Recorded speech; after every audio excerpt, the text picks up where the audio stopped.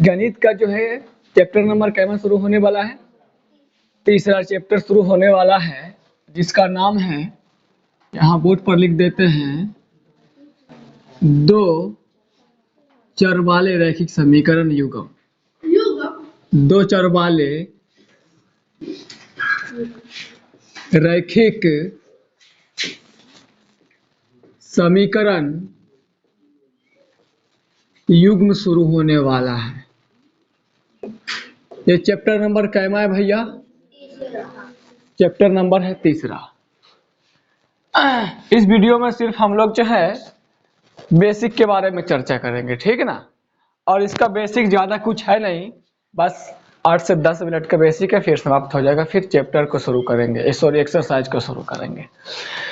अब आइए सबसे पहले इसमें जितना भी शब्द लिखा हुआ है इसका हम लोग पहले मीनिंग समझते हैं। क्या समझते हैं? देखिए, दो मतलब आप लोग समझते हैं, गिनती में जो आता है नेक के बाद अगला अंक वही क्या होता है? दो होता है। इसका कोई मतलब नहीं यहाँ पे। चर का मतलब जानते हैं, आपको एबीसीडी का लेटर होता है और आपको एबीसीडी में टोटल 26 लेटर होते हैं। तो उन 26 में सबसे ज्यादा फेमस कौन होता है? X y. तो चर के रूप में हम लोगों को जो सवाल में मिलने वाला है वो एक्स और वाई मिलने वाला है। इसके अलावा आपको एस और टी भी मिल जाएगा, दूसरे लेटर भी मिल जाएगा, लेकिन आपको मैक्सिमम जो चर मिलता है कौन सा मिलता है हर एक सवाल में? X y. आप लोग क्लास 9 से पढ़ते आए हैं, इसके बारे में पता चल गया है। हाँ, वाले का कोई मतलब नहीं, बस ये दोनों को जोड़ने के लिए बीच में क्या डाला गया है? वाले। रैखिक का मतलब आपको दूसरा चैप्टर में पढ़ा चुके हैं। रैखिक का मतलब जिकरा घात एक होता है। और समीकरण को समझाने से पहले युग्म समझाया था। युग्म का मतलब सर जोड़ा होता है। युग्म का मतलब क्या होता है? जैसे पति और पत्नी एक युग्म है कि नहीं रे? क्योंकि दोनों क्या किसमें होता है? जोड़ा में होता है। तो युग्म का मतलब क्या होता है? अब ये सर समीकरण के बारे में समझते हैं। देखिए, समीकरण कहते हैं किसको? जैसे देख लीजिए सर, इससे पहले वाला जो बहुपद चैप्टर था उसमें हम आपको ये पढ़ाते थे 2x² + 4x + 3। हम पूछेंगे एक बहुपद है तो बोलिएगा सर बिल्कुल बहुपद है, क्योंकि आपको उसमें बतलाए थे कि एबीसीडी का जो लेटर होता है उसका घात माइनस में बटा में रूट में नहीं होना चाहिए। तो एबीसीडी के लेटर जो भी है उसका घात रूट में माइनस में बटा में ना है। तो ये एक बहुपद है। ये एक बहुपद, जब इसी बहुपद में बराबर दे करके उधर कुछ भी लिख दिया जाए, 0, 20, 50, -5, -2 कुछ भी लिख दिया जाए तो यही बहुपद फिर क्या बन जाता है? समीकरण बन जाता है। यही बहुपद क्या बनता है? तो हम उम्मीद करते हैं बहुपद और समीकरण में फर्क समझ गए होंगे। जैसे देखिए सर, यहाँ पर ये अब ये क्या है? ये एक बहुपद है। अरे एक घात वाला बहुपद है कि नहीं? सॉरी, 8 को बराबर देके नहीं लिखना चाहिए। ये एक बहुपद है कि नहीं? लेकिन हम बोलेंगे क्या ये एक समीकरण है? तो ये एक समीकरण नहीं है। इसको समीकरण बनाने के लिए बराबर देकर उधर कुछ भी लिख देना है। अब बराबर देकर उधर कोई भी अंक लिख दे, चाहे प्लस में लिखो, माइनस में लिखो, बटा में लिखो, उससे कोई फर्क नहीं पड़ता। तब यही बहुपद फिर क्या बन जाता है? समीकरण बन जाता है। तो समीकरण और बहुपद में फर्क समझ गए? चलिए, बराबर दे के कोई चीज नहीं लिखल रहेगा तो वो बहुपद कहलाता है। बराबर दे के कोई चीज लिख देंगे तो वो क्या कहला जाएगा? समीकरण कहला जाएगा। अब आइए सर, यहाँ पे हम कुछ चीजें और लिख रहे हैं। जैसा इसमें जो हमको पढ़ना है, क्या चर रहना चाहिए? समीकरण में क्या चर रहना चाहिए? 2 चर रहना चाहिए। समीकरण में क्या चर रहना चाहिए? अच्छा, समीकरण का क्या पढ़ना है सर? युग्म। मतलब समीकरण जो आपको देगा ना वो हमेशा जोड़ा में देगा। कौन चीज में देगा? और ये जो अभी लिखे थे हम घात वाला ऐसे करके जो लिखे थे कि 2x² + 4x बराबर उधर कुछ भी लिखे थे, तो हम लोग को यहाँ घात 2 के बारे में नहीं पढ़ना है। ये एक समीकरण है कि नहीं? बराबर तक उधर लिखा गया, ये क्या है? लेकिन इसका घात कितना है? तो ये हमको घात वाला के बारे में नहीं पढ़ना है, क्योंकि चैप्टर का नाम क्या है? मतलब सबका घात कितना होना चाहिए? एक घात वाला के बारे में पढ़ना है। समझ में आ गया? यानी इतना समीकरण तो पढ़ना, लेकिन घात सबका क्या होना चाहिए? जैसे एक एग्जांपल की मदद से समझते हैं। यहाँ पे एक सवाल हम लोग लिख देते हैं, 2x + 4y = 8, और यहाँ पे लिखते हैं 5x + 8y = 10। इसमें सर एबीसीडी का क्या लेटर है? 2 लेटर है और बराबर तक उधर कुछ लिखा भी हुआ था। सबसे पहले तो हम लोग ये समझिए एक समीकरण कैसा समीकरण भैया पढ़ना है? 2 चर रहना चाहिए। चर मतलब एबीसीडी के लेटर। क्या एबीसीडी के लेटर है? देखिए, ये गुना में रह भी सकता है, नहीं भी रह सकता, वो एक अलग बात है। आपको 2 एबीसीडी का लेटर बीच में प्लस माइनस कुछ भी रह सकता है, ठीक ना। तो 2 चर है और ये बराबर देख उधर कुछ लिख दिया गया, तो ये जो है देखिए समीकरण कैसा होना चाहिए, रैखिक, मतलब सबका घात कितना है, ये समीकरण भी है और क्या गो चर है, 2 गो भी चर है। ये भी देखिए, ये सबसे पहले एक समीकरण है क्योंकि बराबर तक उधर 10 लिखा गया, उसके बाद सब घात कितना है, एक, इकाई को भी सी रिलेटेड यूज किया गया, तो क्या चर वाला हो गया, घात 1 हो गया, 2 चर वाले रैखिक समीकरण हो गया, है ना।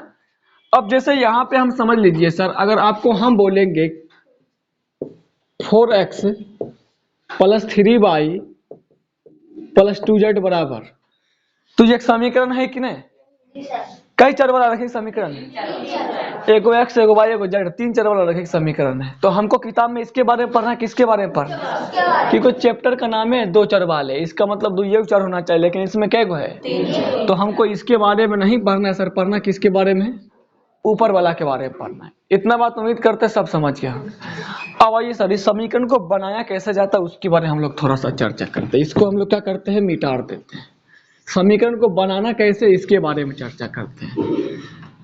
तो देखिए सर, इस समीकरण को बनाने का टोटल 4 गो तरीका है। क्या तरीका है, समीकरण बनाने का कितना तरीका, 4 तरीका। ये 4 तरीका जो है ना, ये काफी इंपॉर्टेंट है, हर एक तरीका से सवाल पूछा जाता है। और एक तरीका तो ऐसा है कि उससे 5 नंबर का सवाल पूछेगा। कितने तरीके, कई नंबर का, 5 नंबर का सवाल पूछा जाता है और हर साल पूछता है, इस बार भी पूछा गया है। मतलब इसका 4 गो तरीका है, और 4 तरीका में ना एक तरीका छोड़ के जो 3 तरीका है ना, वो 3 तरीका हर साल आते रहता है, हर साल आएगा, ठीक है ना। तो ये वो तरीका कौन कौन सा है, इसके बारे में हम लोग क्या करते हैं, थोड़ा सा जान लेते हैं। अब आइए सर, इस समीकरण जो होता है ना, 2 चर वाले रैखिक समीकरण, इसको बनाने का टोटल 4 तरीका है। कौन कौन सा है, एक तरीका, 2 तरीका, थोड़ा बड़ा छोट हो गया ना रे, 3 तरीका और 4 तरीका। सर यहाँ पे सबसे पहले आप लोगों को पहला तरीका का जो नाम है ना, उस तरीका का नाम है सर ग्राफीय विधि। कौन सा विधि, क्लास 9th में आप लोग को पढ़ाए थे, लेकिन उसमें ना एक ही को समीकरण देता था ऐसा वाला, लेकिन 10वां में जब आए तो इसमें क्या समीकरण देगा, और आपको जब पढ़ाएंगे क्लास 9th में तो बोले भी होंगे।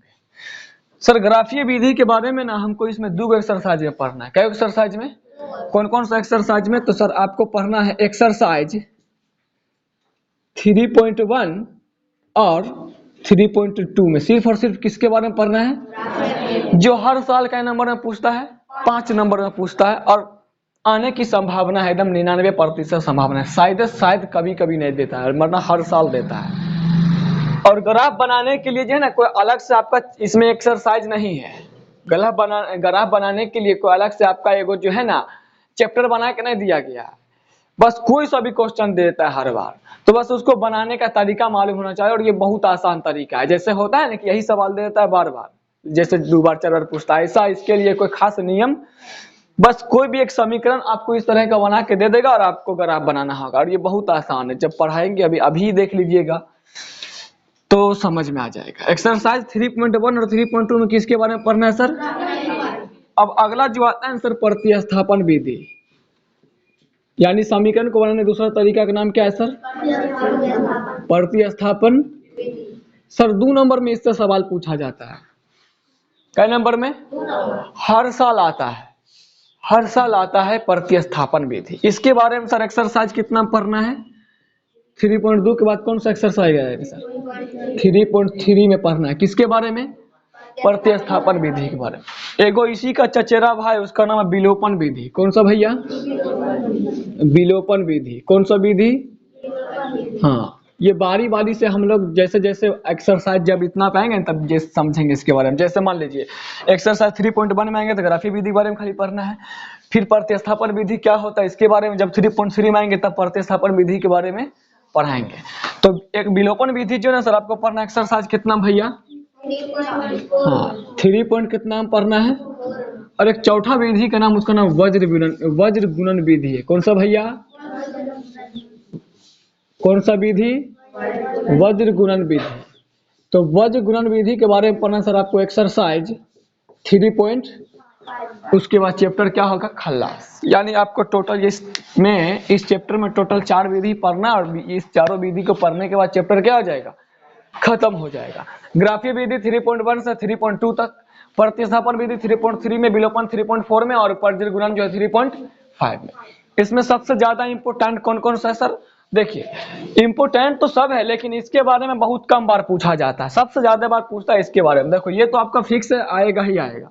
अब ये दोनों में ये दे देगा तो ये नहीं देगा, ये दे देगा तो, लेकिन इस बार क्या किया, एक ही सवाल दे दिया है। देखो इस समीकरण को जब हम बनाएंगे ना, तो इसको बनाने टोटल विधि कितना है, चारों विधि में आंसर सेम ही आता है। चारों विधि में आंसर क्या होगा, सेम ही आता है। ऐसा नहीं कि इसमें आम आएगा उसमें कटहल होगा, ऐसा नहीं। सब में आम है तो आम ही आएगा, कटहल है तो इस समीकरण को बनाने का टोटल हो गया 4 विधि।